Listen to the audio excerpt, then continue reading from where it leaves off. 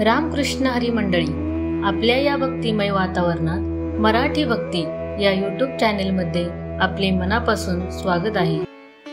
आपण स्वामींवर संसाराचा सगळा भार टाकून मोकळे होतो, पण त्यांची छोटीशी अपेक्षा पूर्ण करत नाही। काय आहे ती अपेक्षा? चला तर मग जाणून घेऊ। आपण स्वामींची पूजा करतो, उपासना करतो, ते सदैव सोबत राहावे अशी त्यांच्याकडे प्रार्थना करतो।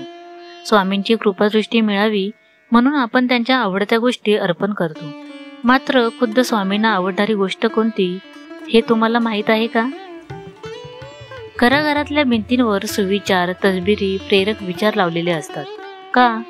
तर ते सतत आपल्या डोळ्यांसमोर राहावे म्हणून। परंतु आपले त्याच्याकडे लक्ष जात नाही आणि त्या केवळ शोभेच्या वस्तू होऊन राहतात। मात्र कधी कधी जाणीवपूर्वक त्यांच्याकडे पाहावे, त्यातून खूप मोठा अर्थबोध होतो, जगण्याची प्रेरणा मिळते आणि निर्जीव भिंती सुद्धा आपल्याशी बोलत असल्याचा भास होतो। घराघरात नजरेस पडणारा स्वामी समर्थांचा एक मौलिक विचार म्हणजे, कोणतेही कारण असो, रागवू नका, चिडू नका, मोठ्याने बोलू नका, मन शांत ठेवा, विचार करा, नंतर अंमलबजावणी करा। त्रास फक्त तुम्हालाच, मनशांती सुद्धा तुम्हालाच। विचार ही एक विलक्षण शक्ती असून तुमचे भले करण्याचे प्रचंड सामर्थ्य तुमच्या विचारात आहे। म्हणून विचार बदला, नशीब बदलेल। हे विचार नित्य आचरणात आणले तर आपल्या आयुष्यात बदलून जाईल।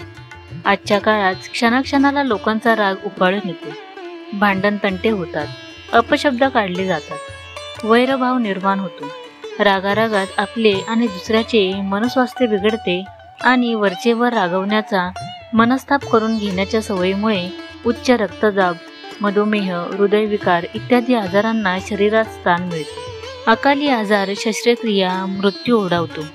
हे प्रकरण तिथे थांबत नाही, तर पुढची पिढी तो वैरभाव सुरू ठेवते आणि दुष्टचक्र सुरू राहते। यासाठी सुविचारात म्हटले आहे, कोणतेही कारण असो, छोटे किंवा मोठे, रागवू नका। राग येण्याची क्रिया स्वाभाविक असते, परंतु क्षणभर त्या भावनेवर मात केली तर राग आणि पुढील संभाव्य परिस्थिती नियंत्रणात आणता येते। सरावाने राग नियंत्रणात आणता येतो, त्यासाठी फक्त तो क्षण सावरता आला पाहिजे। रागाच्या भरात आपण मोठ्याने बोलतो, अपशब्द काढतो, जे ध्यानी मनीही नसते तेही बोलून जातो। याचा परिणाम म्हणजे तो क्षण निसटून जातो, पण शब्द मागे राहतात। यासाठी त्या क्षणी मन शांत ठेवा, विचार करा। विचार कसला? तर खरेच रागवण्याची गरज आहे का? माझ्या रागवण्याने बदल घडणार आहे का? रागाच्या भरात समोरच्याचा अपमान होणार आहे का? आणि त्या रागाचा मला त्रास होणार आहे का? या गोष्टीचा विचार केला तर तेवढ्या वेळात रागाचे जे कारण आहे त्याची तीव्रता कमी होईल, मन शांत होईल। एखाद्या वेळेस तुम्हाला हे जमेल की कायमस्वरूपी तुम्ही स्वतःच्या विचारांवर नियंत्रण मिळवू शकाल। त्याचा त्रास तुम्हालाही होणार नाही आणि इतरांनाही होणार नाही। या सुविचारातले शेवटचे वाक्य अत्यंत प्रभावी आहे, ते म्हणजे, विचार ही एक विलक्षण शक्ती असून तुमचे भले करण्याचे प्रचंड सामर्थ्य तुमच्या विचारात आहे। म्हणून विचार बदला, नशीब बदलेल। आपले विचार आपला आचार घडवतात। अविचाराने केलेली कोणतीही कृती पश्चातापाला कारणीभूत ठरते। म्हणून प्रत्येक काम हे विचारपूर्वकच केले पाहिजे।